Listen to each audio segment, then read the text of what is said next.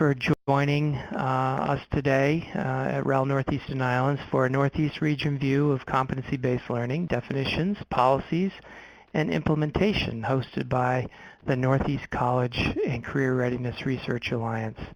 So at this time, I would like to introduce Jessica Brett, who is the facilitator for the NCCRA, who will be moderating today's webinar. So good afternoon, Jessica, and have a great session.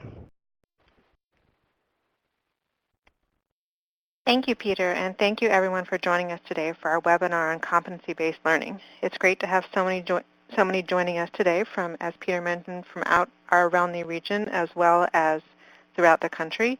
And it's great to have so many different roles represented. It looks like we have teachers, district staff, researchers, SEA staff, and higher ed. So it's great to have you all with us today. As Peter mentioned, my name is Jessica Brett, and I serve as the facilitator for the Northeast College and Career Readiness Research Alliance, the host of today's webinar. I'm joined today by Josh Cox, who serves as the researcher for the Alliance. Our program today will include 2 presentations on competency-based learning. A research presentation by Aubrey Shopner-Torres, a consultant with REL Northeast Islands, and a case study from the state of New Hampshire presented by Paul Leather, Deputy Commissioner of Education at the New Hampshire Department of Education. Following each presentation, there will be an opportunity for a brief question and answer period. Please feel free to post your questions in the chat, and we'll pose them to the presenters during the Q&A. Following the 2 presentations, we will have a reflection by Julia Freeland, a Senior Research Fellow from the Clayton Christensen Institute, who works in the field of competency-based learning.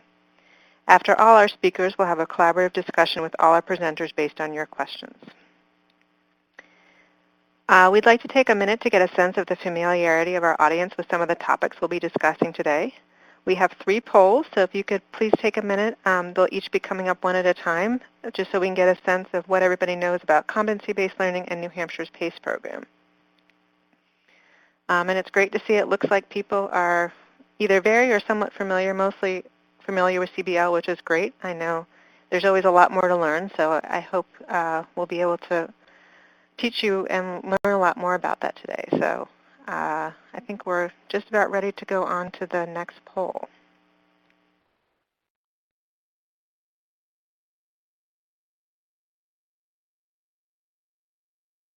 So, we know there's a lot of variety out there in terms of, a lot of school districts are considering implementing CBL and some are just starting, so just trying to get a sense of who we have on the webinar today.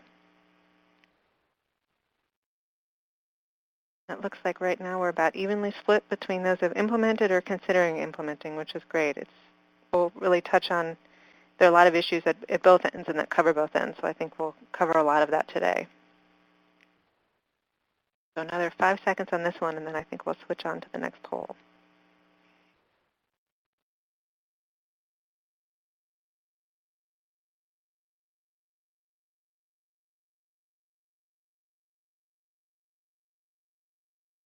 So I think we're ready for our last poll, which is about New Hampshire's PACE program, which we'll be hearing more about today. It's great that we have Paul Leather, who's sort of the pioneer behind this, so it's a great opportunity to hear a lot about this program, which I think is a great thing coming out of New Hampshire and a lot of familiar, and it looks like he'll have a lot to talk about, and we'll really be able to share a lot with you and those of you who are not familiar with it. So he's definitely the person to learn it from, so it's a great opportunity. Glad you're here today to join us. So I think we'll move back to the slides. Thank you all for filling out the polls.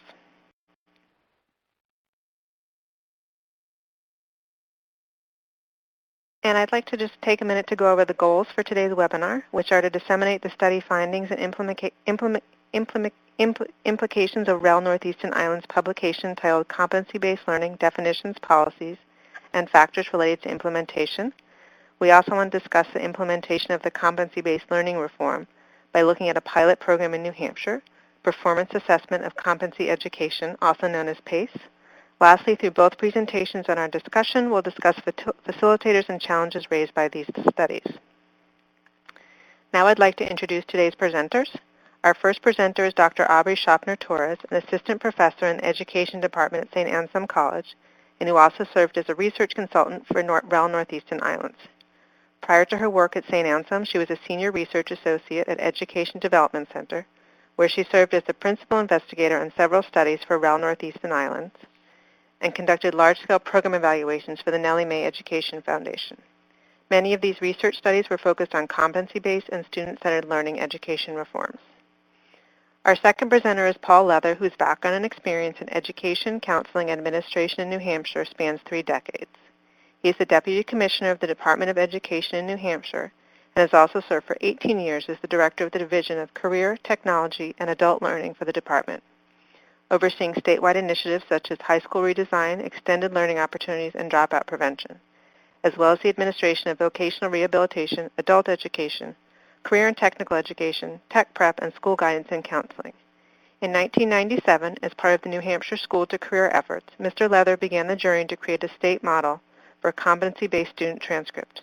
This effort resulted in the development and implementation of the New Hampshire Competency-Based Assessment System, and ultimately to the student mastery model now in place as part of New Hampshire school approval standards.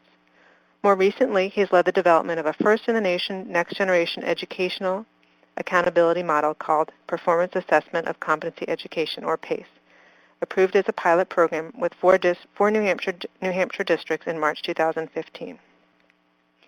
Our discussant today is Julia Freeland, a senior research fellow with the Clayton Christensen Institute. Her research there focuses on innovative policies and practices in K-12 education. She currently writes a weekly blog and examines competency-based education policies, blended learning school models, and initiatives to increase student social capital. She has authored several reports on competency-based learning and blended learning. I want to thank all our presenters for joining us today, and please remember to post your questions in the chat during the presentation, and we'll address them during the Q&A section of the Bridge event. I'll now turn it over to Aubrey for our first presentation. Great, thanks Jessica, and it's a pleasure to be here, and thanks so much everyone for joining, and hopefully this presentation gives you a good overview of the study. In this presentation, I'll briefly discuss why we conducted the study, the research questions that guided our work, and the research methods. If you would like more information about the background and the research methods, there's a copy of the report down below in the Download Today's files, or just feel free to ask. I'd like to spend most of the presentation going over the findings and reviewing what we found in particular about the 4 main elements of competency-based learning and the needed supports to help with implementation efforts. Jessica, Josh, and I were on the research team for this project, so if you do have a question at any time, we're in this unique position that they can help in answering them right away, or you can ask them at any time and we can address them after the presentation. This project was also done in very close collaboration with members of the Northeast College and Career Readiness Research Alliance, and I see a couple of them are here. They were extremely helpful in guiding the project and providing feedback throughout. We work closely with members, which includes Paul Leather, to identify research projects and ways to support the work of our member states as they assess and enhance secondary school initiatives designed to increase college and career readiness. Members of the Alliance very quickly identified competency-based learning as an area where further research was needed to help support state efforts. So what the heck are we talking about here? So competency-based learning, which is sometimes known as competency education, proficiency-based learning, or mastery-based learning, among many other terms, is an education reform where students must demonstrate mastery of a defined set of competencies to advance and graduate rather than completing traditional credit requirements that are based on time spent in class, which is commonly known as seat time. So in a traditional model, as long as you show up to class and you manage a minimum average, you can earn credit, even if you do not understand all the concepts and skills that were taught in the class. In a competency-based model, if the concept or skill is one of the competencies for the course or is a graduation requirement, then you cannot get credit or graduate until you've demonstrated mastery of each of those competencies. So that in a nutshell is a very brief definition. Competency-based learning is pretty widespread in the Northeastern Islands region. You can see here the history of legislation and Board of Education policy that has been passed.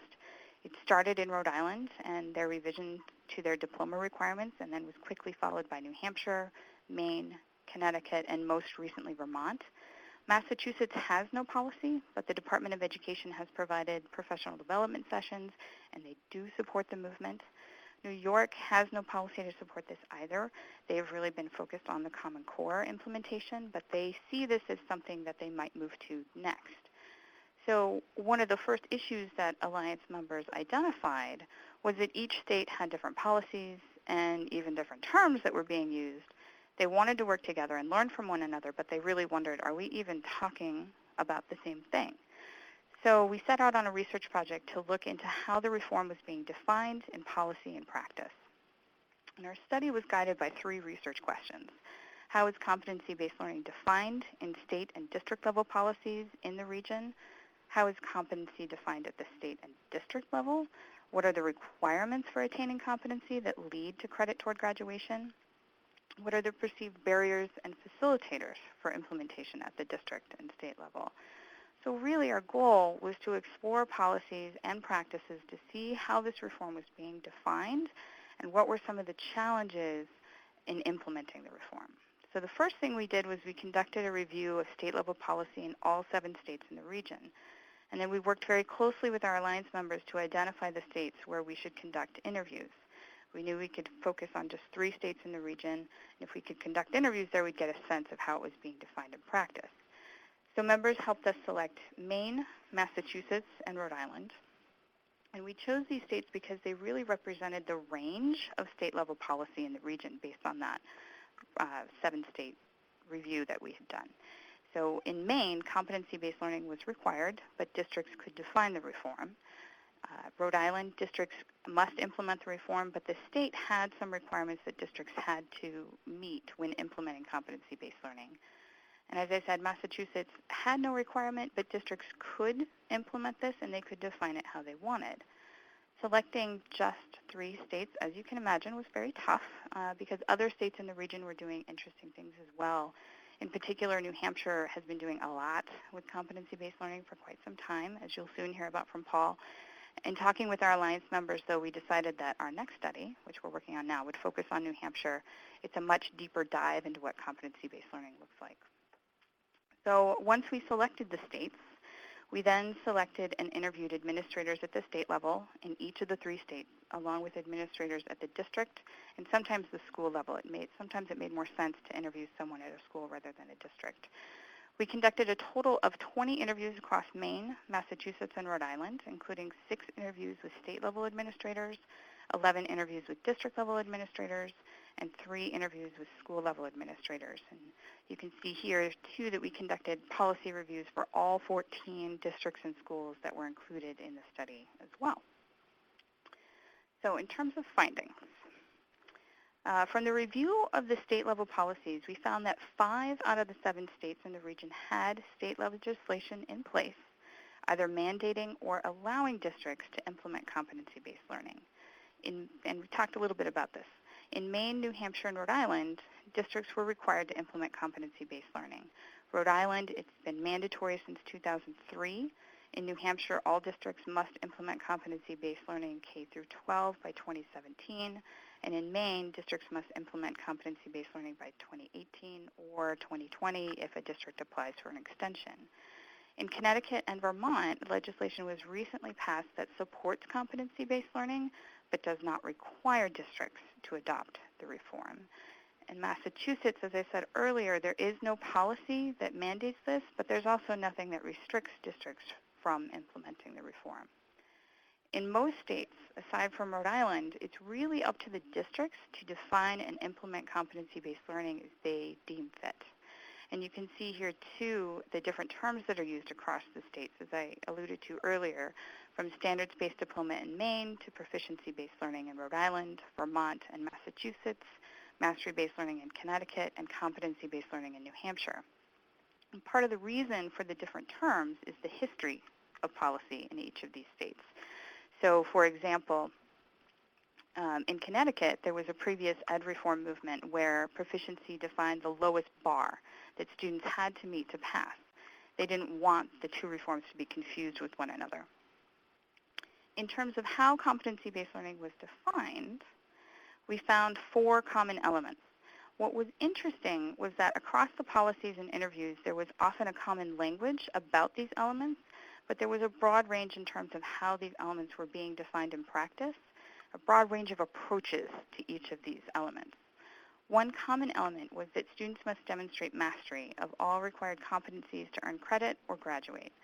Implicit in this is the need to establish assessment and grading policies that measure student progress toward mastery in each of those competencies. In practice, there was a variety of ways in which competencies were defined and different approaches to assessment and grading. So, for example, competencies were not always limited to academic content.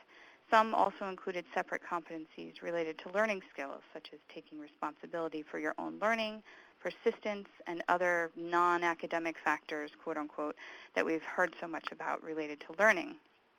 Some had school-wide competencies, others had competencies specific to courses, some had both.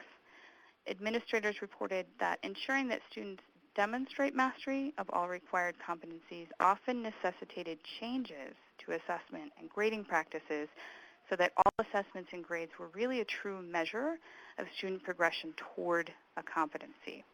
So in some cases, this really meant ending practices that gave students credit or extra credit for things like neatness and turning in assignments on time, things that might be important, but not necessarily a measure of whether students had mastered a competency.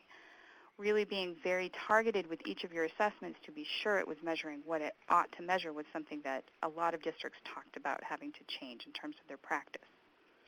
Grading practices really varied across the districts, and many were still trying to figure this out. Several had adopted or were in the process of implementing standards-based grading at the high school level because they felt that better matched a competency-based approach. So another common element was that students advance once they've demonstrated mastery, and students can receive more time and possibly personalized instruction to demonstrate mastery if needed. So in practice, student advancement based on demonstrating mastery sometimes meant that students could start the next lesson or next unit within a class. Other times, students were placed in classes based on their level of understanding rather than their quote-unquote grade level. So in two sites, a student could be in a 9th grade English class, for example, and an 11th grade math class. So there was really a range of practices there. In order to allow students to move through the curriculum at their own pace, several districts made changes to their schedules. So for example, one school moved to a 12-week term so that students could move more quickly through the material if needed, or they could repeat classes if needed. Another district instituted what they called intensive weeks, where the traditional schedule was replaced for 1 week in the fall and 1 week in the spring, so that students who were proficient in all of their competencies could engage in enrichment-intensive mini-courses, and students who were not proficient had an additional week with extra staff support to help get them toward mastery. In addition, a lot of districts were really relying on online courses to help provide students with additional enrichment and additional support opportunities. So a third common element was that students are assessed using multiple measures to determine mastery, and usually these assessments require that students apply their knowledge, not just repeat facts. Districts and schools that participated in this study reported a variety of assessment strategies that students could use to demonstrate mastery, including comprehensive course assessments, common tasks in each class, and performance tasks, such as graduation portfolios and internship projects. The vast majority of schools and districts in this study were using some form of performance-based assessment as one of the multiple measures for determining student mastery. Some administrators reported that students were required to have multiple assessments of mastery for each competency. In other districts or schools, students could choose among different types of assessment. The role of standardized tests in graduation requirements was really mixed and somewhat contentious across the states, and it was something that many states were still grappling with. So just two examples here. In Rhode Island, districts are required to move to competency-based learning, and the state also requires students to pass a standardized testing requirement. They have to meet a minimum score. Given that there are strict time frames when students are allowed to take the standardized exam, some really believed that this was antithetical to a competency approach where students are assessed when they're ready. In New Hampshire, They're piloting local teacher-created performance-based assessments and recently received permission from the U.S. Department of Education to have these count toward their statewide accountability and have students take the standardized tests a minimum of 3 times throughout their K-12 schooling career. This is the PACE program that Paul is going to speak in much greater detail about in just a few minutes. But it really helps demonstrate the range of how states were dealing with this issue of standardized tests. And I think New Hampshire stands out because they're the first ones to move in this direction. So a final common element was that students can learn or can earn credit toward graduation in ways other than seat time, in ways other than being in a traditional brick-and-mortar classroom. So this included apprenticeships, blended learning, dual enrollment, career and technical education programs, and other learning opportunities outside the traditional classroom setting. Administrators reported that having such learning opportunities available to students required having multiple pathways toward graduation and varied options for demonstrating mastery of competencies while maintaining the same expectations and rigor across these learning experiences. And that was something that they said was a real challenge and something that they were still grappling with or struggling with. In practice, state and district administrators said that moving away from seat time and credit requirements to multiple pathways toward graduation was really the goal. But interestingly, 11 out of the 14 sites that were implementing competency-based learning in our study, they were also using credits as graduation requirements. So, and even though their state policies didn't really stipulate a credit requirement. So this really indicates that moving away from a credit-based system is very difficult. So in addition to looking at how this was being defined, we also asked administrators, what were some of the complications in implementing the reform? Where was additional support needed? So administrators discussed the need to very clearly communicate what the reform is and how it works, not only to the school community, including students, their families, teachers, local businesses, but also to wider audiences, including higher education. This reform can have huge implications for college applications, and this was often where districts and schools faced the largest resistance. Students and families who were concerned about post-secondary implications, so for example, how would a competency-based report card be received in the college admissions process and in granting scholarships? State administrators said that they also had to clearly communicate to districts, one, that they actually can move to this model, especially in states where it's not a requirement, and two, how they can implement competency-based learning. Several state administrators noted that it is not enough for states to allow districts and schools the flexibility to implement this type of reform. Even when districts or schools do adopt competency-based learning, they don't always take advantage of the flexibility the reform can offer.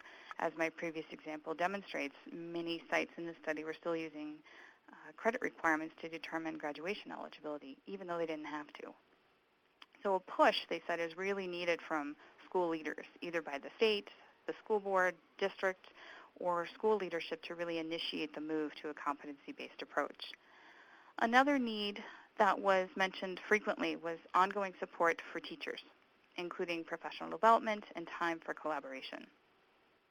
Where you have students moving at their own pace or when they've demonstrated mastery, then you need a curriculum that is not only focused on the competencies, but is really designed to allow students to move through the material at their own pace. And you also need high-quality assessments that help determine when students have mastered the material.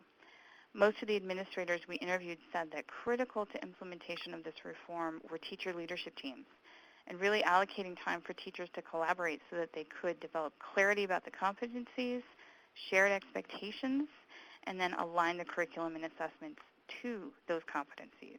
And this took a tremendous amount of time and dedication.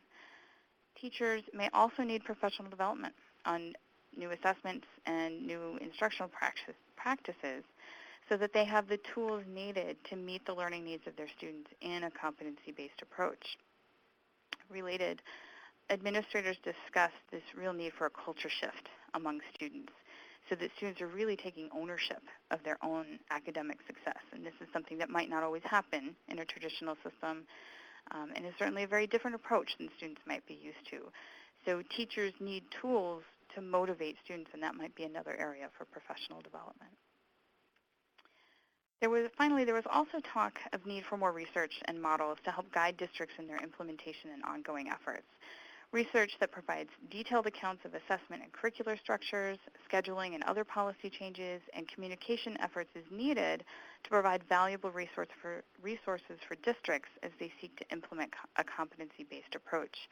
Learning from others, they reported, was key, especially in such a complex reform. Administrators also identified the need for empirical research on the outcomes of competency-based learning, most notably student learning outcomes. They said that this could go a long way in helping build support for the reform. So that very quickly is some of the major findings of this study. As I said, further information about the studies in the report that you can access below. Thanks again so much for inviting me. This was really a fun project to work on, and we learned a lot, and I hope this presentation was helpful to you as well. Thank you, Aubrey. Yeah, I mean, it's really great to hear about everything, a great overview of what's going on in the region, and to get a sort of sense of how states in the region are defining this and what's playing out in different districts. You've definitely garnered some questions about this study. I think there's a lot of questions that around this area, so I'm just going to start with one topic that we haven't discussed a lot, which talks about a question about educator evaluations. And the question is, how do these districts use competency-based learning and assessments to measure growth for inclusion and educator evaluation? And they sort of asked a little bit more, with everything else on teachers' plates, how are they finding time? Did you have anything about standardized assessments and evaluations? I don't know if there's anything that you found that you could address about that. I'm trying to think. It didn't come up necessarily in this study. It's a question that we've asked in our next case study project. We know that competency-based learning is coming down the pike at the same time as Common Core and teacher evaluation systems and changes in the standardized exam. So that's something that's actually a research question for our study that we're working on now, in part because when we did this study, we heard a lot from administrators who said, we're trying to do this all at the same time. And one of the things that administrators talked about doing was really trying to streamline them and see where there was overlap. They didn't talk in particular about teacher evaluation systems and how that was working, I think in part because they were still trying to figure that out. But certainly the Common Core, they were able to wrap that into their competencies. And I think as they were developing their competencies and as they were developing assessments, there was a real push from the administrators that we talked to try and streamline this into other education initiatives that were coming at them. Again, time, every ed reform needs time, but I mean that was one of the things that they said was helpful too, was having enough time to really think through where the overlap was. I'm not sure if that directly answers the question. Hopefully it gives some insight. Thanks, Aubrey. Yeah, I think, as you mentioned, there are a lot of reforms, and as people have mentioned in the chat, and it's not only time, but having a support system in place to, work with these new initiatives, I think is also important. Just switching gears a little bit to another question that came up about how this system affects students with disabilities, and I guess I wonder in terms of, the equity issue around this initiative, and if there were anything you found about not only students with disabilities, but other struggling students that you could talk about. Yeah, and I know Jobs for the Future has a report out that looks directly at this. I'll see if I can find the link to it and post that in there. But that's a real question, I think, is how do we really ensure that this reform is doing what it's intended to do? Most of the administrators we talked to said that one of the main reasons they were doing this was because they could see that students were really still slipping through the cracks despite their best efforts. So if you could move to a model where you're really focused on where students are and giving them the flexibility of time to master those competencies, those key skills, that key content, then maybe we could meet their needs better. And so that was really, we didn't delve in too much in terms of how that was happening because it wasn't one of the main research questions for this study, unfortunately. Again, it was the one that came up and we were like, oh, we should put that in our next study. So that's definitely something that we're looking to. But that Jobs for the Future study did a really nice job. Oh, and I think Josh already posted it, did a really nice job talking about that. And I know they addressed it head on. So I would definitely check that out and say that it was a key motivator for districts and schools in implementing this reform was to try and meet the needs of their students with special needs. A lot of them were trying to meet their needs of English language learners and new American students. If you could allow them more time, that giving them time to really master the language would be helpful, was what we heard from a couple of administrators as well. Thanks. And we have a sort of a follow-up question about the equity issue is related to, are there other elements of CBE that you found in the study that are creating problems or new problems for serving underserved students, that maybe hadn't been, new issues that are arising with this new initiative? I think the motivation piece is key. Teachers were struggling with, this is a whole new model. And so you're dealing with students who are used to one way of doing school. And students are really, really good at gaming the system and finding the holes. So, what they really needed were new motivation strategies. You can't be marking students, for example, off if they're late. Well, then how do you make sure they're on time? And part of that is making sure that the learning that they're doing is really engaging, and that was certainly one way that districts were trying to motivate students, but they felt like they needed more tools. So I think that was something that kind of caught them a little off guard, and something that they could see as a real need was finding different ways to motivate students in this approach, especially those students who were struggling. It might be difficult, if it was difficult to motivate them already, then how do you get them on board with this new approach? But there's certainly a lot of success stories out there of districts that have been able to do this. So it's really an issue of trying to learn from one another, I think. Thanks, Aubrey. Yeah, I'm going to follow up with one question that we received upon registration, and I think we have time for probably one or two more questions, and then there will be some time again at the end to ask some questions. And asked about something, it says, can mastery-based education also facilitate the learning of soft skills, such as perseverance, communication, teamwork, et cetera? I know you were just addressing that in terms of students showing up or doing their homework. Can you talk a little bit more about anything that was talked about when you spoke to districts about those soft skills? Yeah, definitely. Those were often the school-wide competencies that were being implemented at a lot of the districts. So as I talked about, you had very different competencies. Some were really just focused on academics. Some were tied to the course. Some were school-wide. Some districts had both course-tied or course-specific competencies. Some had school-wide competencies in addition.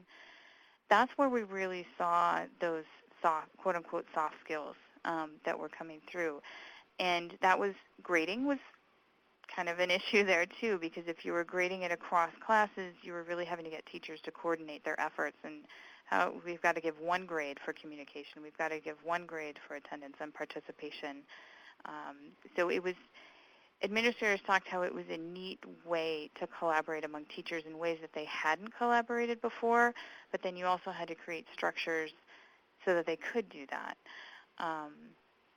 And where it was a school-wide competency, you could have each teacher really, hammering home the same message. Administrators found that really powerful. It was also key, though, to make sure that you had a lot of clarity around what those soft skills meant and what were some of the indicators that students had mastered that soft skill. So there was a lot of background discussion among teachers and staff to really figure out what soft skills were important, what they look like, how do we assess them, and how do we promote them among students, and in a lot of cases, how do we teach them? I think those were some of the main issues that came up when we were talking about them. Thank you. Yeah, I think, a lot of great answers, and I think the study definitely raised a lot of questions, but I want to thank you very much for sharing your initial findings with us today. And as Aubrey mentioned, the report is available for download. You can see and download today's files, and Aubrey will be available for questions at the end. So thank you, Aubrey, and we're going to move on to our second keynote presentation today, which is Paul Leather, who's the Deputy Commissioner from the New Hampshire Department of Education, who will be talking about a specific implementation in New Hampshire about the PACE program. So Paul, I'm going to turn it over to you. Thank you, Jessica. Good afternoon, everybody. I'm going to get right to it and share our pilot, the New Hampshire PACE, or Performance Assessment of Competency Education, with you all in the next few minutes. Know that there isn't time to share all of the history of competency education in New Hampshire, but I do want to share some thoughts as to where we are today that underpin our New Hampshire PACE pilot. Here's a big picture look, if you will, at how we think about competencies in New Hampshire, put together by our eminent competency consultant, Rose Colby. When we think of a system of competency education, we think of competencies that are tied to standards and expressing a continuum of learning mapped developmentally across K through 12, and in some cases on into higher education and beyond. The expectation that students are deeply engaged in project-based learning, where formative assessments are ongoing and lead to summative performance assessments. We're aimed at higher depth of knowledge so that students can actually use knowledge strategically and in solving problems and understanding the world. That students have personalized plans and systemic supports to address where he or she is in their developmental trajectory of learning. And that there is personalization of curriculum through projects and learning studios in order to give students an opportunity to deeply engage in their work. And all of this supported by a new system of grading based on a deeper understanding on the part of teachers and learning communities of the purposes of formative and summative assessments, where competence is commonly and consistently understood, and also where students are afforded opportunities to reach competence if they do not make it perhaps in the first time. This supports New Hampshire's theory of action, which is consistent with what Jean Wilhoyd and Linda Darling-Hammond and Linda Pittenger of the Center for Innovation and Education wrote in what's referred to as the 51st State Paper, where we see a system of personalized learning that was developed, if you will, to have clear and high expectations delivered through a competency-based course of study that is built around customized pathways designed to adapt to a student's learning, where we have developed comprehensive systems of support in schools and districts for all students, and we have truly built out anytime, anywhere learning in our communities and established an unrelenting focus on student agency to define the process, all aimed at college and career success after graduation. In thinking about accountability with this kind of teaching and learning system, we needed to move well beyond the structures we are all perhaps too familiar with under No Child Left Behind, as well as the race to the top college and career readiness focus of the last several years, and the first round of state waivers and then the state waiver renewals. We really needed to look to a new kind of accountability, which we're calling Accountability 3.0, which looks at a much wider array of measures to help us get a deeper understanding of college and career success. One that supports shifts in teaching and learning to a system that is more personalized, competency and project-based, and one that more directly balances formative and summative assessments around a student-centered approach as opposed to a top-down, standards-driven system. In the 51st State Paper that I referred to earlier, Linda, Jean, and Linda talk about a continuous improvement and innovation model that focuses on richer, deeper learning, which requires a very substantial emphasis on the development of professional capacity to support this learning, and the need, of course, for resources and really a sense of co-responsibility around the delivery and availability of resources at every level of the system. Here's a picture of the 51st State Accountability System, where both locally derived assessments, in New Hampshire, that is local performance assessments, and other assessments to use that are used to determine student mastery of competencies are combined with state-level checks at grade spans. In New Hampshire, we use the Smarter Balanced assessment for those state-level checks, and further checked through both paper and on-site quality reviews by peers and experts to ensure reliability and validity in the system. New Hampshire based its PACE system on all of this national thinking, and then we took it one step further. We believe that one of the core problems in current accountability systems is that the external nature of the top-down standards state assessments approach essentially disempowers local educators from the design and measurement of their own system of education. We think that by giving back some of that authority for design and measurement, that we are creating a co-responsibility system that has the potential for taking us much further over time. The thinking is really based on some of Dick Elmore's thinking about reciprocality, connected to his construct, the instructional core, and the notion of accountability altogether. If I expect performance from you, I must provide you with the opportunity to meet the mark. And if both you and I invest in both student and educators' skill and knowledge, then both students and educators will have a reciprocal responsibility to demonstrate their learning and deeper learning over time. In tune with this, we have envisioned a system where local educators design their theory of action around teaching and learning. They tell us how they intend to assess that learning and how they will hold themselves accountable. And we at the state level then will check and verify this system, and will also be involved in comprehensive support systems to both improve and transform the system over time. Here are the partners of the New Hampshire PACE pilot. We all sit around a common PACE policy table at least once a month, and so far by doing this, we have been able to construct the system together going forward. As of last week, this slide needs to be updated. The districts in the lighter shades have now fully joined us. We've had a 3-day New Hampshire PACE Summer Summit and need now to be recognizing that all of the members are fully and equally at the table. I also thought it might be instructive to share with you a little of the timeline for approval of the New Hampshire PACE pilot with the U.S. Department of Education. We first met with the Secretary in 2012. After that meeting, we realized we were not actually ready to implement a wholly new system. We had not constructed the elements of the system, nor had we prepared our partners at the local, state, or the national level.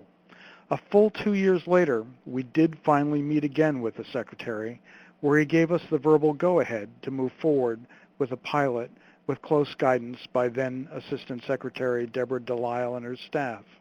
On March 3rd of this year, we received our official approval.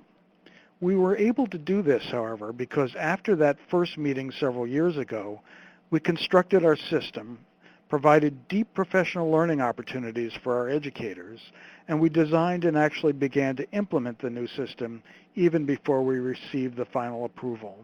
The final approval really just allowed us to move beyond the annual state assessments to grade span state assessments, and our hardy band of the initial 4 implementing districts were hell-bent to make this happen whether we were approved or not.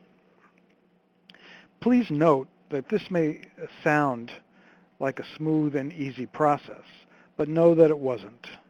Even today, it does feel a little like Sisyphus pushing the boulder back up the mountain. All along the way, we had local folks on our team with us, as well as key national supporters as well. And even then, in our September 2014 meeting with the Secretary, we encountered strong doubt that we could actually accomplish what we had set out to do. So to counter this concern, we emphasized our message of a locally constructed co-responsibility system, that it is through the deep engagement, energy, and work provided by our local partners that this can and will be done. And it is through this design that we can better support deeper student learning at the instructional core. We shared the plans and thoughts of our local leaders.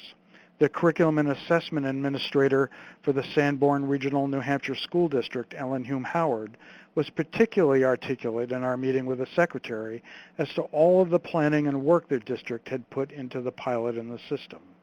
After hearing this, both Secretary Duncan and Assistant Secretary Delisle agreed in principle to the concept of our pilot and said if others did this kind of legwork, it would really make it a lot easier for the department to support innovative practices. Here are some of the core design principles of the pilot. We wanted to balance the key issues of transparency and accountability with reciprocal responsibility in terms of resource commitment and support for leadership and educator capacity.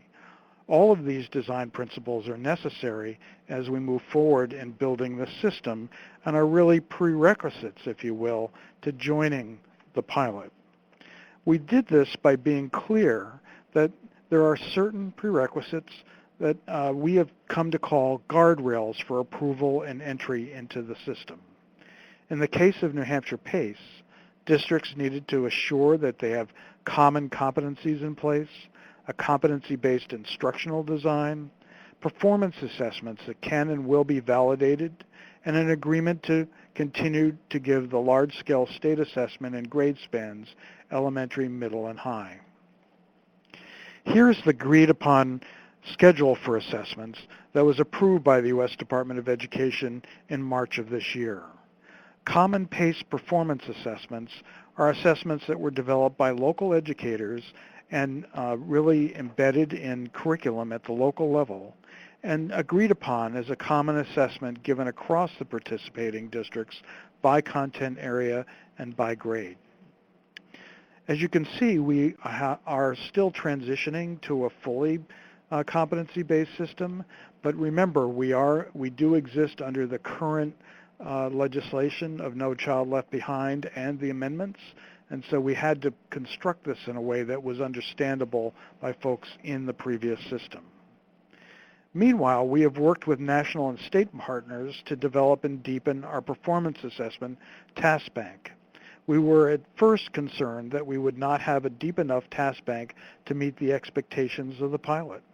But between October of 2014 and now, really less than a year, the 4 PACE implementing districts alone have produced between 140 and 160 performance assessments in all 3 content areas. If we have had a problem, it has been really vetting each of these tasks for the technical quality requirements that we believe need to be included in the pilot in a timely fashion so that we can address the questions that we know will come both nationally and from the U.S. Department of Education. Additionally, we have thought very deeply about how to scale this project. Right now we have 8 implementing districts. We've already doubled our size from the original 4, which is about 8 to 10% of our state's student population. Also this summer, we have let an invitation for additional districts to join the PACE project in one of 3 tiers. Tier 1, which would be implementing this year, and that we have closed at the 8 that I just mentioned. Tier 2, which would be for districts that have competencies K through 12 that they are implementing in the classroom, but need intensive professional development in building and implementing performance assessments. These districts would possibly be implementing in the following year if all goes well and they feel like they're ready to go forward. Tier 3 is for districts that need to build competencies and implementation practices. They most likely will not be implementing the PACE accountability system for several years until they've been able to build out their system and have their educators feel comfortable moving forward. At the same time, we have constructed a system for examining practice and learning, which includes both student work reviews by peers and expert on-site reviews tied to a deep review of student performance. A review of the first year's performance tasks this summer by all of the participating districts, as well as expert panel members, really gave us rich information for implementation this coming year. We hope that our performance assessments will improve and get stronger as we go forward, and our educators become more comfortable working within such a system. There was a question earlier about the relationship to educator effectiveness and educator evaluation. I wanted to share with you how we are looking at student data in a competency education environment for these purposes. Our student learning objectives are essentially made up of the results of aggregate student work, as you can see in the green boxes here, tied to student performance on performance and other assessments. Essentially, educators are held accountable in such a system to students' demonstration of competency attainment on an aggregate level, and the whole system is tied together. The Center for Assessment, Scott Marion and others have really helped us build out this system to be as coherent as possible as we've gone and put it together. As I mentioned earlier, Ellen Hume Howard of the Sanborn Regional District has been a strong local leader of this effort. Here's a PACE wordle that she constructed, which hopefully you see constitutes our hopes for a full state implementation of New Hampshire PACE, but one that is made up of state and local partners and a system that has been constructed by all of the participants, one that is truly owned by us all. Now, I'm going to stop there, although I have some time left. I'm sure there are many questions. I did want to, if it's okay, Jessica, address one question that came up initially as people signed on, and that had to do with the issue of comparability. How can a state ensure some consistency with regard to policy and practice across districts if implementation is left to a local option decision? And I guess the thing that I would like to share is that part of our pilot is being able to demonstrate that we can build consistent and comparable annual determinations of student proficiency and competence, whether we're using a multiple measure accountability system or we're using the large-scale state assessment system. So we are doing studies back and forth between the districts that are involved in the PACE pilot versus how those districts have performed in previous years, as well as in comparison to districts that are not involved in the PACE performance assessment project, but of similar background and similar student demographics and other factors. So that is actually what the PACE pilot is about. We, of course, would not be able to build a system of accountability where folks join and become a part of the effort as they become ready without having an accountability system that is available for all districts regardless of their participation in PACE. So this pilot is really to demonstrate that such an idea is possible. And I'll stop there. Great. Thank you so much, Paul, for a great presentation and really talking about the history and what's been involved in this. I think it's great to see how it's you're adding additional districts this year. And you've definitely piqued a lot of interest in some questions, so I'm going to take a couple of questions from the chat. And one was already answered, but I wanted to talk a little bit more about the task bank. And someone asked if you can give a little bit more information on the task bank, and is this resource available to any state, and what grades or subjects does it include? The content areas included in the task bank are English language arts, math, and science. We are embedding what we call work-study practices, or what many folks are now calling success skills, into those assessments. We have not included them as part of the grading of the assessments yet, but they are embedded, and we are studying that part of the work. And they are grades 3 through 11. Great, thank you. Another question about someone asked comparing and contrasting New Hampshire system with similar systems that were instituted in Nebraska and Kentucky. I don't know if you're familiar with them pre-NCLB, and about what lessons did you learn? I don't know what your familiarity is with those. Well, in talking to folks like Gene Wilhoit and others who were at least involved in the Kentucky experience, what we learned is that we certainly needed to set up a system with partners that could really advise us on issues of technical quality. We also learned that we needed to involve educators right from the very beginning in terms of the overall design of not just the actual assessments, but the design of the system altogether. We also learned that communication is essential, and we are learning every day how important communication is. And as much as we thought we were prepared for the issues around communication, when you start to attach the kinds of stakes that an accountability system have in terms of public education, you can't be too prepared for the issue of communication. And that's in particular, I would reference stakeholders like legislators, like parents, like community members, and the ability to communicate overall.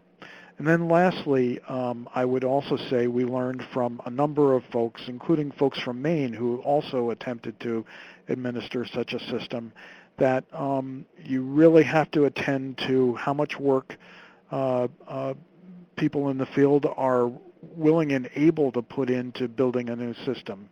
If all of it needs to be created, and it needs to be created and it's a heavy lift all across the board, and folks can't see how they're going to get from A to B, it becomes overwhelming. And so we felt we needed to design and address a number of the design factors very early on before we started on the work. And that's why it took us 2 years to put the system together before we even got started in terms of accountability.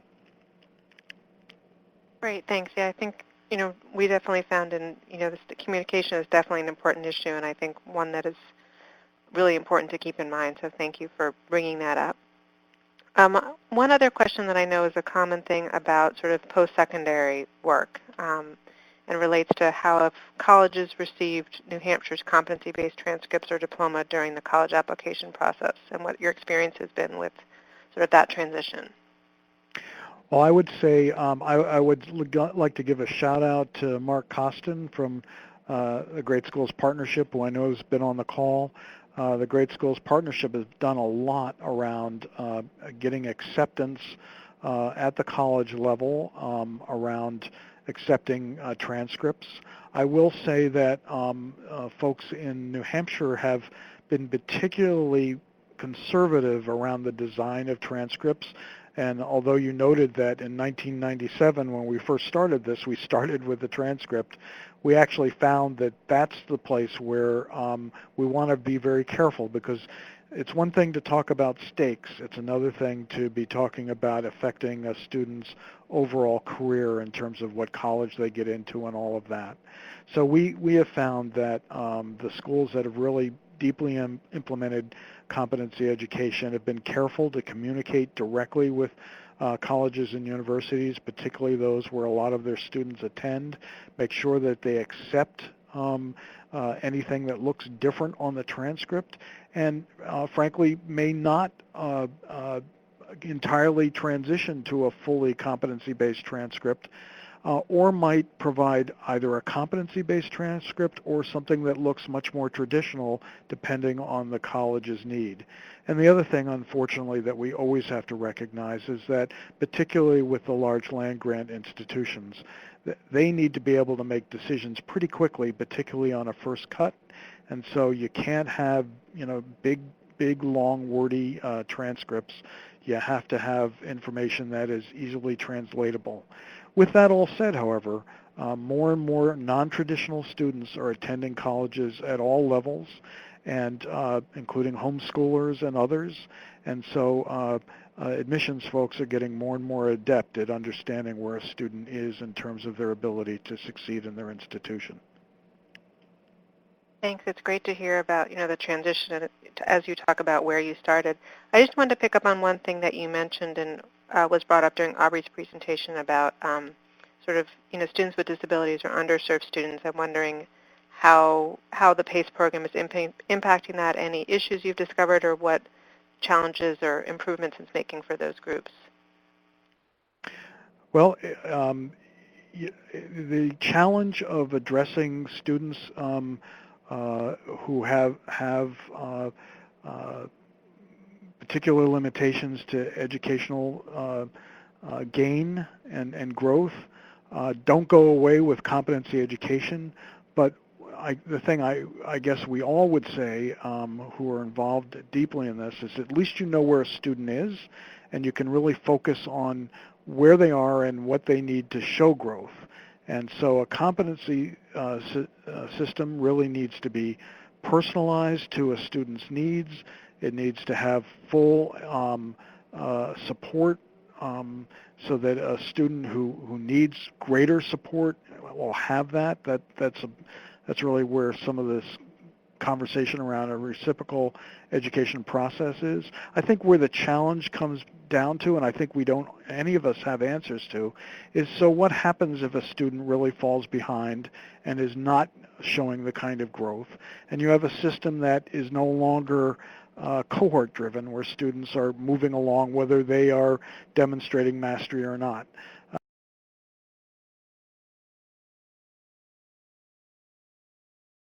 Over time. So it's really going to be more evident that students are not gaining if a mastery or a competency-based system is actually put in place. I think we have a lot to learn about how to support particularly our most challenged students. I think that what we are finding is that the more we personalize the methodologies of learning, the anytime, any place, anywhere learning, the individualized pace and individualized support for learning, the more students we know and find are succeeding in learning and succeeding at education going beyond high school. That's been our experience. We've seen many more students graduate, many more students not drop out, many more students find a pathway to success either in post-secondary or in the community and in careers. So we feel pretty comfortable that that's demonstrable, and we have some data that will support that, but I think the jury is out as to how it's done and how it's scaled over time. Great, thanks. Yeah, it's definitely great to hear about how it's impacting all those students. We have time for about one or two more questions, and Paul again will be available at the end for some additional questions. So thank you for all that have been posed so far. I want to go to a question that was just posed that asked if competency is individualized, is the assessment also individualized? In our system, as of now, it is not. We have common performance assessments, as we are very much concerned about being able to demonstrate comparability in a different way. We really wanted to demonstrate that you could have an accountability system that was not based on a single large-scale state assessment, but could be based on perhaps deeper assessments that are closer to the learning process and closer to being embedded in curriculum and learning. We haven't taken it to the point of individualized non-common assessments. We think that might be the next step. If that were to happen, and part of our hope and intent for PACE is that we build it in, that it will be built in as a part of a system of multiple assessments, some of which are common and some of which are non-common, but much closer to an individual student's true learning path and their interests in education. Great, thanks, Paul. It's great to hear about sort of where you've been and where you're going. So I'm going to, Paul, thank you again for a great presentation, and please feel free to post your questions, and we'll have some time again at the end. I'm going to take this opportunity to move the presentation over to Julia Freeland, who is our discussant today. Again, she's a research fellow at the Clayton Christensen Institute and is well-versed in New Hampshire as well as competency-based learning. So we're happy to have you here today, Julia. Great. Thanks so much, Jessica. So first off, I want to thank Aubrey and Paul. Aubrey, first off, it's wonderful to have a snapshot that we can compare across states that many of us hear about on a one-off basis, but great that you're keeping us honest in terms of where each of those states actually is in terms of policy and practice. And Paul, who I've had the great honor of working with closely in my own research, you refer to yourself as Sisyphus, but I have to say from the outside, you're only making progress for a national movement, and your decades of work to get to this place shouldn't be underestimated. And we'll often talk about sort of in the competency-based community how much if each state had a Paul Leather, some of the states that we're looking at today might look quite different. So I want to take the next few minutes just to talk about two reactions to what we've heard about today from Aubrey and Paul. First, I want to discuss why it is that competency-based education can be really difficult to study and evaluate. And then I want to pivot sort of relatedly to looking at where policy either helps or hurts that effort. So as Jessica mentioned, I spent about a year and a half looking at competency-based practice in New Hampshire. Specifically, I went in with the research question of how blended learning was or wasn't helping to effectuate sort of the implementation of competency-based pathways, but I came out very much echoing a lot of Aubrey's findings across the Northeast, which is that competency-based education is not sort of one thing. And I think that when we talk about competency-based education as a thing that exists in the world that we can point to and study, we're really underestimating the fact that at this stage in practice, competency-based education is in fact a dynamic collection of philosophies, policies, and practices. And that although we on this call and others in the field may use this term, we're actually all getting behind slightly different visions of this thing called competency-based education. Now, what's troubling about this, and somewhat about Aubrey's findings, is that from a reform perspective, it means that rhetoric can get way out ahead of practice in a way that the movement and the ideas could lose credibility. That's, again, why I think Paul's work is really important, because it's real, it's tangible, it exists out there. But in other states that are sort of toying with the idea of competency-based education, or even states like Aubrey mentioned, like Rhode Island, where we have competency-based or proficiency-based education on the books, if it's not actually happening in practice, it's going to be interpreted as yet another fad or another quote-unquote intervention that doesn't have teeth. And I argue that this is happening in part because this term is so capacious, and also in part because as it's gained steam in the reform conversation, various camps that sort of pre-existed competency-based have come to the table and have sort of put their own individual stamp on this concept. So what are some of those camps? Now, I'm not sort of trying to pit these against one another. They're not mutually exclusive, but they're actually distinct philosophies about what the delivery of education should look like and what the goal is. So one camp, and this is personally what the Christensen Institute sort of our starting point was, is around blended learning. So as technology has sort of made its way into classrooms and integrated its way into instruction, you have a lot of ed tech champions who see technology as a way to unlock pacing. And they see competency-based education as the sort of framework or philosophy that unlocks us, again, from seat time and from credit hours, and the policy that would allow their tools to sort of effectually personalize learning for each student. You also have another camp of folks who have been, for many decades, calling for deeper learning, right, who think that assessment should be more personalized, that we should not just sort of lay low at the lowest levels of Bloom's taxonomy, but that we really have to ensure that students are able to show what they know and are able to sort of dig in on concepts, not just demonstrate mastery via rote memorization. And we also have, obviously, the standards-based camp, which, again, not at odds with those last two that I named, but have slightly different goals in mind, which is to say that if we can actually ensure that students have mastered every single standard that we've articulated, will we be producing students who are college career ready, and is competency-based as a sort of pathway the way to get there? And lastly, I think we have champions of assessment reform who often sort of hang out with the deeper learning folks, as Paul alluded to, but who have long been calling for new assessment paradigms. And I think it's not a coincidence that New Hampshire has pivoted to really focusing on this last bucket, as I've come to think that new assessment paradigms really sit at the fulcrum of a competency-based system. But this can mean a lot of things. This can mean really pivoting to performance assessments. It could also mean building a system of more frequent formative assessments on demand rather than lockstep with one-size-fits-all pacing guides. So that's just a taste of, I think, a variety of camps that have all come to this table, and we're all nodding our heads that competency-based education is likely a good thing for students and is likely going to push the system towards deeper learning, towards flexible pacing, towards all the things that we sort of put under the competency-based umbrella.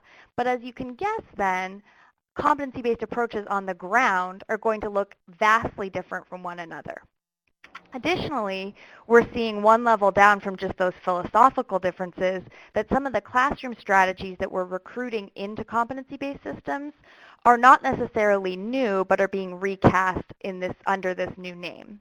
So you see schools doing blended learning. You see folks focusing on just-in-time supports and RTI. You also see schools that are sort of really focusing on project-based learning, all calling this competency-based education. And the problem with that is, A, it's really hard to study as a sort of, and compare across schools, but B, this also opens the door in some states who are legislating around competency-based education for schools to continue doing business as usual and just call it something different. I think Aubrey sort of alluded to that in terms of the states that have proposed mandates or implemented mandates to go competency or proficiency-based, but where, as you and I probably know, a lot of classrooms in those states still look quite traditional. So what's a way forward from this? Well, I think that, and I saw Chris Sturgis is writing a blog on definition, so I don't know if I want you to quote me on this, Chris, but I'll proceed anyways. And you've heard me say this before. I think that that if we spend too long sort of thinking about definitions as codified in policy or by various reform camps, we're going to be going in circles. And that the real 2.0 step, and Aubrey hit on this in her last slide, is to start to capture, codify, and study models. School models that involve various choreographies of how students move through their learning, school models that involve different delivery mechanisms. And in so doing, we can own the fact that there's variety in implementation, but not sort of get stuck in the semantics and the cycle of debating definitions.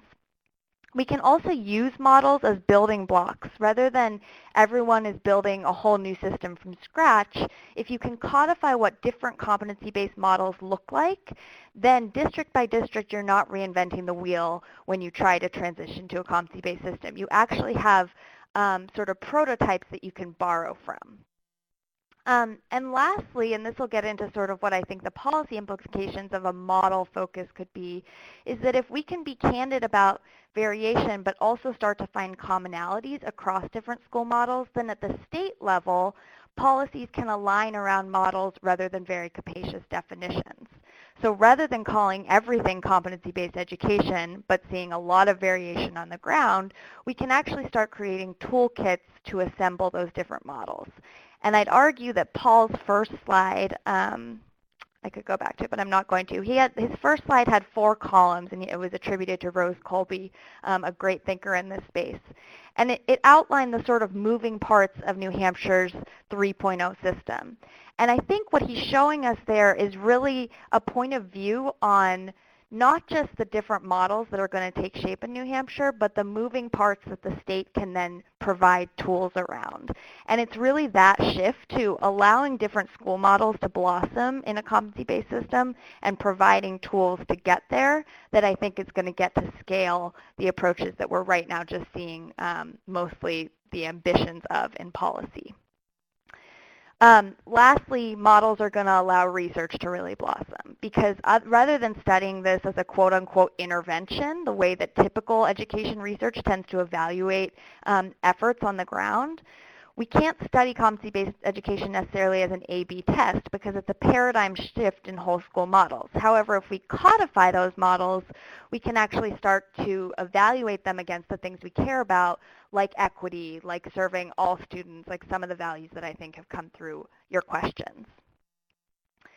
Now, quickly to turn to sort of policy, which I think was sort of at the heart of Paul's talk, although of course he's very much living the day-to-day of implementing this in New Hampshire. I think that New Hampshire's evolution is a clear testament to the fact that seat time is not the only policy that's reinforcing time-based practices. Over the past 5 years or so, we've seen a huge call for seat time waivers or getting rid of seat time or eliminating the Carnegie unit. And even with that happening, of course, schools are not sort of instantly flipping the switch to being competency-based. And I'd hazard that that's because, in fact, attendance, funding, the school year calendar, union contracts, the hegemony of the summative assessment around teacher evaluation and school grading, there's all sorts of policies that are part and parcel of a time-based system that aren't necessarily credit hours. There's a great paper by Maria Worthen of INACOL and Lillian Pace at KnowledgeWorks that sort of summarizes the federal obstacles to competency-based education, which go far beyond just the credit hour. But I think that what Paul's presentation highlighted for me was all of the other pieces of policy that have to be aligned for schools to really be willing and able to do this work of implementing competency-based education. There is in the Every Child Achieves Act draft that's currently under consideration for the sort of debates around ESEA on the Hill right now. There's an innovative assessment pilot program being proposed that I think would give more states opportunities to do what Paul is doing. And again, although he framed it as an assessment reform, again, if you see assessment as sort of the fulcrum of a competency-based system, I think that's a really promising approach. We're also encouraged by the fact that this is a pilot, not a waiver. Because given the spotty implementation on the ground right now, even states with competency-based policies on the books may not have the capacity on the ground to really be implementing competency-based pathways consistently across all their schools. So it's great to see what Paul has done as a model of picking 4 to 8 districts who are really willing and frankly have about 5 years under their belt of competency-based implementation to run this pilot in a really robust way. I'll just wrap up saying that, you know, from spending a couple of years looking at this movement, I think the Northeast has really led from a policy perspective. And I think that we can take Aubrey's insights and Paul's sort of multi-year trajectory and groundbreaking federal work to translate that momentum and policy really into practice on the ground. So I'll hand it back over to Jessica. I know we have Q&A for the whole group now, I think. Thanks, Julia. And I think you raised a lot of really important questions in a short time period, and I thank you for all your thoughtfulness and touching on a lot of the important points, I think, on models and definitions and all of that. And I do want to move into some Q&A with all our presenters, an opportunity for them to either ask each other questions, or we also have some questions still from the chat and from registration, so feel free to pose them. We still have about 8 to 10 minutes left for questions.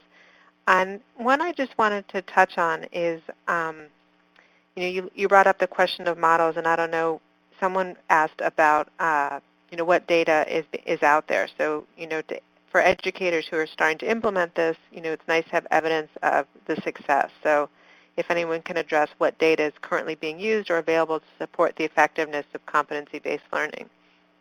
And it was sort of mentioned in terms of not necessarily just achievement, but less remedial courses required as college freshmen or greater preparedness for careers.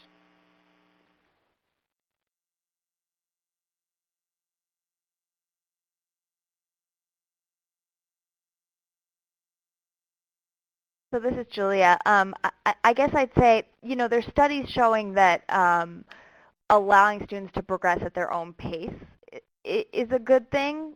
I think my point about models is that we really haven't yet codified school models that we can study in a reliable way against the variables that we care about.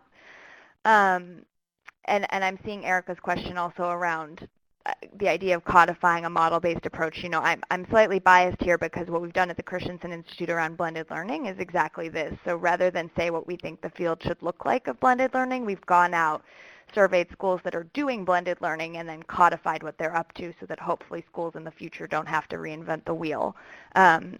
What that's also allowed for is larger research institutions like RAND and SRI to do randomized controlled trials within those models to test what's working and what's not.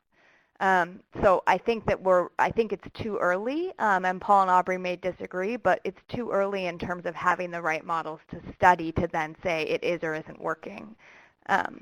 because again, that mentality has to do with sort of treating competency-based education as an intervention versus a whole school model shift. Yeah, I think I'll chime in. I agree with your last point there, Julie. I think it's really, a lot of these districts, even the ones that are really far ahead, including those in New Hampshire, they're still working on this. We've had the fortunate experience of, I've been able to talk with some of the PACE schools, and they're really far ahead of the game, but they still are working on different things. And so there was a point that we made in our report that the timing of when you look at the outcomes is really important, because for a lot of these districts and a lot of these models that are there right now, it's a little too soon to be looking at their outcomes, because they're still really working to implement this with fidelity across their system. So I think that's part of the struggle right now too, is getting the timing right. There's a lot of researchers that are going in there now trying to document what the implementation process is too, and I think that could be a really important piece. But the timing, I think, is an issue right now. Thanks, Paul. I just want to see if you want to chime in. If not, that's fine. We have other questions. Yeah, the only other thing I would add is that we have had a pretty significant investment recently to evaluate PACE. Not that PACE is a fully articulated model, but it is a certain kind of model to implement competency education at scale, at least the beginnings of one. And so having that comprehensive evaluation, I think, should be useful. It's a 2-year pilot. We expect that we'll have results sometime in the coming year or year and a half. Great, thanks, Paul. And I just don't know if you wanted to add anything. I know you answered in the chat the question about student voice and PACE. If there's anything you wanted to share with everybody, I thought that was an interesting question and a good component to this process as well. Right. Well, one of the things that we spent a lot of time on last week was how to increase the amount of voice and choice for students in common PACE assessments. On the one hand, we want to have a system that we can measure as being comparable, and at the same time, we want to advance personalized learning as much as possible, where the student has as much control and say in what they're learning and how they're designing it. And so as we build out our elements of comparability and our elements of distinction, if you will, between one assessment and another, we are looking at that. I think it's important, however, to note that what we're trying to do isn't trying to wrap ourselves entirely around all teaching and learning. What we're trying to do is to create an accountability system that will at least not get in the way of a personalized, student-centered, competency-based learning system, and that will hopefully be supportive of it. The issue of voice and choice, I think, is the tricky part of this, and so we're working on it. And I appreciate the question, and I appreciate the fact that we have to continue to provide focus in this area. Thanks, Paul. And I know we've had a couple questions on a different topic about adaptive assessments and fitting into competency-based learning. I don't know if someone wants to address that as well.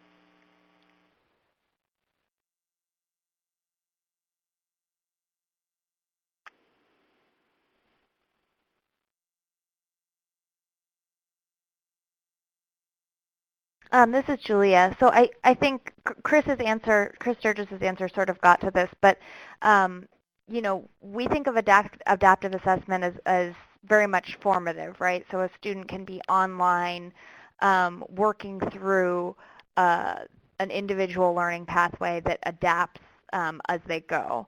And that's obviously very much competency or mastery based in the narrowest sense of the word, right? It's allowing you to move through material at your own pace.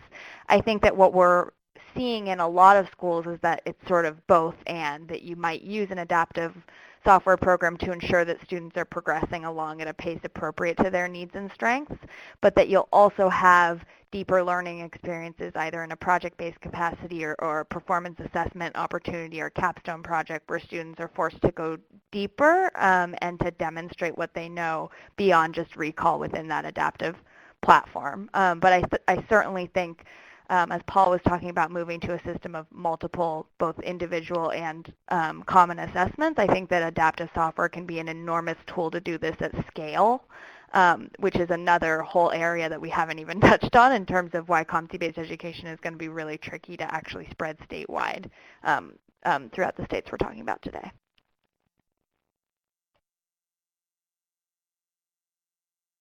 Thanks, Julia. Aubrey or Paul, anything? Or we have time for probably one more question before we need to wrap up. I mean, I think in our study we touched on assessment, but again, it was one of those issues that kept coming up that we said, you know, it wasn't one of our main research questions. So we've definitely put that in our next research study, is looking at how these schools and districts are using different forms of assessment in a competency-based model. And I think this is a huge question, and hopefully we can get that next study out there so that we can answer and address some of these questions. Yeah, and I guess the only thing I would add is, you know, there are degrees of adaptive assessment, right? There's the formative assessment that follows blended and online systems that is very much tied to the teaching and learning that's going on at the moment. And then there are adaptive assessments like Smarter Balanced Assessment and NWEA and others where you have a single moment in time, and it's adaptive to how the student actually answers on a given question going forward. So it's worth further discussion. I think that it depends on where the adaptation is going on, and at what form of assessment are you really trying to address? Is it formative, or are you looking at a summative experience?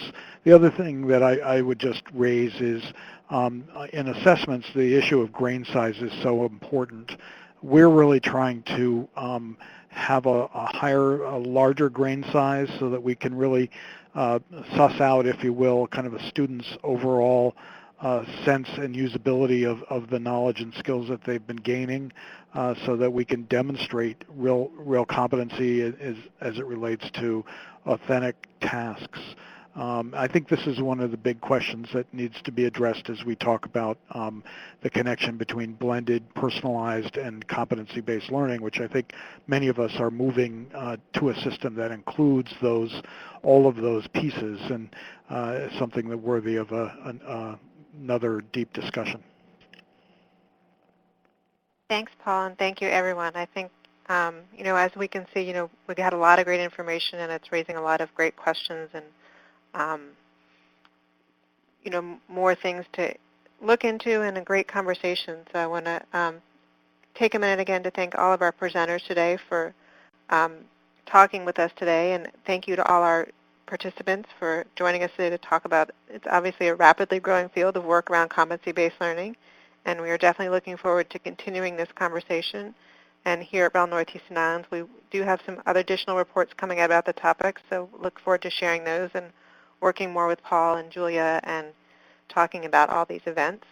As you can see, we're always looking to improve on our events, so if you could take a minute at the end of the event today to complete the survey, we appreciate your feedback. The link is right up on here as well as down in the box. And I'd like, as I said, thank you again for all our presenters on behalf of REL Northeast Islands and the Northeast College and Career Readiness Alliance. And if you'd like additional information, feel free to reach out to any of the presenters or Josh or myself. And the recording of this webinar will be archived on the REL Northeast Islands website if you'd like to refer to anything discussed today or to share the link with anyone who was able to attend today's event. And also, our report will be posted up there as well as today's slides. So thank you, everyone, for attending, and have a great afternoon. On behalf of the REL Northeast Islands, thank you for joining us today. In 2 to 3 weeks, you will receive a thank you email from us with a link to the webinar archive. And as Jessica said, we appreciate your completion of the feedback survey. Have a wonderful evening. Goodbye.